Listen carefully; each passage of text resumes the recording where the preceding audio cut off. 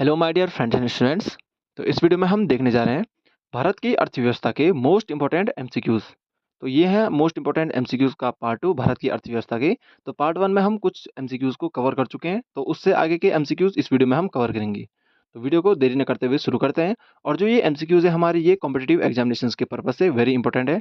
जैसे कि हमारे एसएससी के एग्जाम्स हो गए, जैसे कि जिन एग्जामिनेशंस को यूपीएससी कंडक्ट कराती हैं, और या फिर अदर रेलवेज के एग्जामिनेशंस हो गए, तो इस वीडियो तो उनके पॉइंट ऑफ व्यू से ये एमसीक्यूज वेरी कंपलसरी हैं। तो भारत की अर्थव्यवस्था के जितने भी मोस्ट इंपॉर्टेंट एमसीक्यूज हैं, इस वीडियो में हम उनको कवर करेंगे।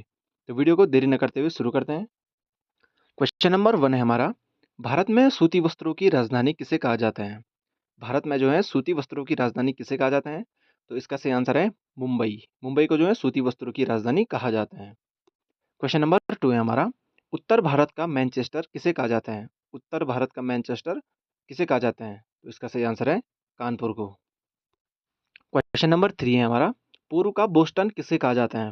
पूर्व का बोस्टन किसे कहा जाता है? तो इसका सही आंसर है अहमदाबाद। क्वेश्चन नंबर 4 है, कच्चे रेशम के उत्पादन में भारत का कौन सा स्थान है? आपके ऑप्शन है, ऑप्शन नंबर ए है प्रथम स्थान, ऑप्शन नंबर बी है तीसरा स्थान, ऑप्शन नंबर सी है दूसरा स्थान, ऑप्शन नंबर डी है पांचवा स्थान। तो कच्चे रेशम के उत्पादन में भारत का कौन सा स्थान है? तो इसका सही आंसर है दूसरा स्थान। क्वेश्चन नंबर 5 हमारा, कच्चे रेशम के उत्पादन में विश्व में किस देश का प्रथम स्थान है? कच्चे रेशम के उत्पादन में विश्व में किस देश का प्रथम स्थान है? तो इसका सही आंसर है चाइना का इसमें प्रथम स्थान है। क्वेश्चन नंबर 6 है हमारा, भारत में सर्वाधिक रेशम का उत्पादन किस राज्य में किया जाता है? भारत में जो है सर्वाधिक उत्पादन जो है रेशम का किस राज्य में किया जाता है? तो इसका सही आंसर है कर्नाटक राज्य में। क्वेश्चन नंबर 7 है हमारा, Tata iron and steel company की स्थापना कब हुई थी? Tata iron and steel company की स्थापना जो है कब की गई थी? तो इसका सही आंसर है 1907 में जो है इसकी स्थापना की गई थी। क्वेश्चन नंबर 8 है हमारा, भिलाई इस्पात संयंत्र की स्थापना किस देश की सहायता से की गई थी? भिलाई इस्पात संयंत्र की स्थापना किस देश की सहायता से की गई? तो इसका सही आंसर है रूस की सहायता से की गई। क्वेश्चन नंबर 9 है हमारा, बोकारो इस्पात संयंत्र की स्थापना किस राज्य में की गई? बोकारो इस्पात संयंत्र की स्थापना जो है किस राज्य में की गई? तो इसका सही आंसर है हमारा झारखंड राज्य में। क्वेश्चन नंबर 10 है हमारा, भारत में पहली कागज मिल की स्थापना कब की गई? भारत में जो है पहली कागज मिल की स्थापना कब की गई थी? इसका सही आंसर है वर्ष 1881 में। ऑप्शन नंबर ए इसका सही आंसर है। क्वेश्चन नंबर 11 है हमारा, भारत में रासायनिक खाद का प्रथम कारखाना किस राज्य में स्थापित किया गया? भारत में जो है रासायनिक खाद का जो है प्रथम कारखाना वो किस राज्य में स्थापित किया गया था? आपके ऑप्शन है, ऑप्शन नंबर ए है कर्नाटक में, ऑप्शन नंबर बी है केरल में, ऑप्शन नंबर सी है आंध्र प्रदेश में, ऑप्शन नंबर डी है तमिलनाडु में। तो किस राज्य में जो है रासायनिक खाद का प्रथम कारखाना स्थापित किया गया था? तो इसका सही आंसर है तमिलनाडु में। क्वेश्चन नंबर 12 है हमारा, निम्न में से केंद्र सरकार द्वारा लगाए जाने वाले कर कौन से हैं? निम्न में से केंद्र सरकार द्वारा लगाए जाने वाले कर कौन से हैं? आपके ऑप्शन है, ऑप्शन नंबर ए सीमा शुल्क, ऑप्शन नंबर बी है आयकर, ऑप्शन नंबर सी है निगम कर, ऑप्शन नंबर डी है ये सभी।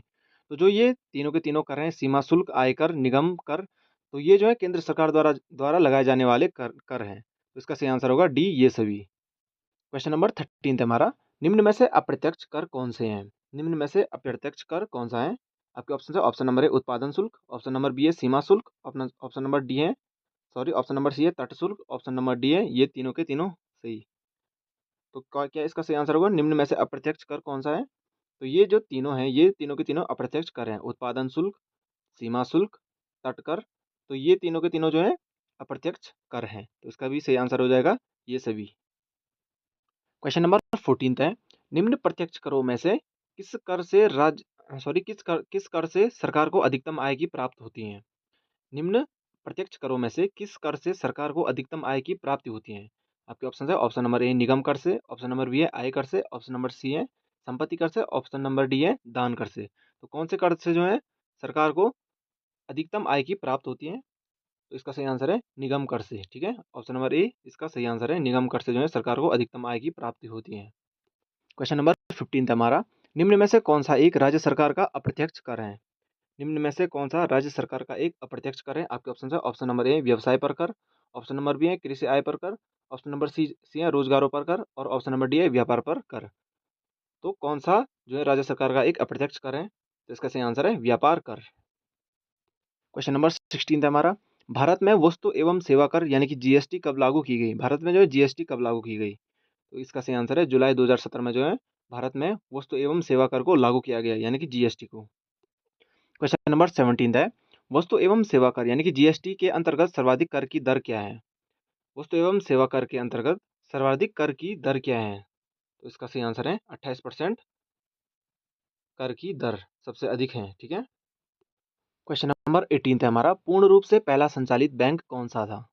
पूर्ण रूप से संचालित पहला पहला बैंक कौन था?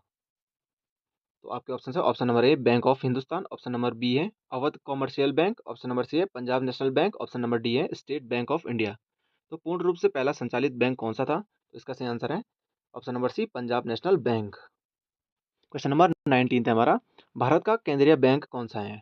भारत का केंद्रीय बैंक है, आपके ऑप्शन है, option number A Bank of Hindustan, option number B है Reserve Bank of India, option number C है Punjab National Bank, option number D है स्टेट बैंक ऑफ इंडिया। तो भारत का केंद्रीय बैंक कौन सा है? तो इसका सही आंसर है Reserve Bank of India, option number B.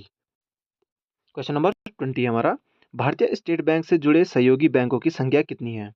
भारतीय स्टेट बैंक से जुड़े सहयोगी बैंकों की संख्या कितनी है? तो आपके ऑप्शन है, ऑप्शन नंबर ए है 5, ऑप्शन नंबर बी है 7, ऑप्शन नंबर सी है 8, ऑप्शन नंबर डी है 9। तो जो है भारतीय स्टेट बैंक से जुड़े सहयोगी बैंकों की जो संख्या है ये है हमारे पास 5। क्वेश्चन नंबर 21 है हमारे पास, देश का सबसे बड़ा वाणिज्य बैंक कौन सा है?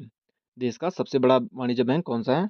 आपके ऑप्शन है, ऑप्शन नंबर ए है भारतीय State Bank, option number B है भारतीय Reserve Bank, option number C है State Bank, sorry HDFC Bank, option number D है आईडीबीआई। तो कौन सा जो है भारत का सबसे बड़ा वाणिज्य बैंक है? तो इसका सही आंसर है भारतीय स्टेट बैंक, यानी कि एसबीआई। क्वेश्चन नंबर 22 है हमारा, भारतीय जीवन बीमा निगम की स्थापना किस वर्ष की गई थी? भारतीय जीवन बीमा निगम की स्थापना किस वर्ष की गई थी? तो आपके ऑप्शन है, ऑप्शन नंबर ए 1994 में, ऑप्शन नंबर बी है 1955 में, ऑप्शन नंबर सी है 1956 में और ऑप्शन नंबर डी है 1957 में। तो किस वर्ष जो है भारतीय जीवन बीमा निगम की स्थापना की गई थी? तो इसका सही आंसर है ऑप्शन नंबर सी 1956 में।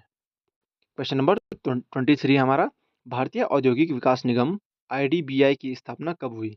भारतीय औद्योगिक विकास निगम आईडीबीआई की स्थापना कब हुई? आपके ऑप्शन है, ऑप्शन नंबर ए है 1972, ऑप्शन नंबर बी है यहाँ पे भी 1972 हो गया, तो चलो कोई बात नहीं। ऑप्शन नंबर सी हमारा 1956 और ऑप्शन नंबर डी है 1964। तो कब हुई थी भारतीय औद्योगिक विकास निगम की स्थापना? तो इसका सही आंसर है ऑप्शन नंबर डी 1964 में। क्वेश्चन नंबर 24 है हमारा, भारतीय आयात निर्यात बैंक की स्थापना कब हुई? भारतीय आयात निर्यात बैंक की स्थापना कब हुई? तो इसका सही आंसर है 1982 में। भारतीय आयात निर्यात बैंक की स्थापना जो है 1982 ईस्वी में हुई थी। तो ये थे हमारे भारतीय अर्थव्यवस्था से लेके मोस्ट इंपॉर्टेंट एमसीक्यूज का पार्ट 2। तो इस वीडियो में हमने जितने भी एमसीक्यू छूटे थे वो सारे कवर कर लिए हैं। तो ये थे हमारे most important MCQs for competitive examination भारतीय अर्थव्यवस्था से रिलेटेड। तो मिलते हैं अब अगली वीडियो में।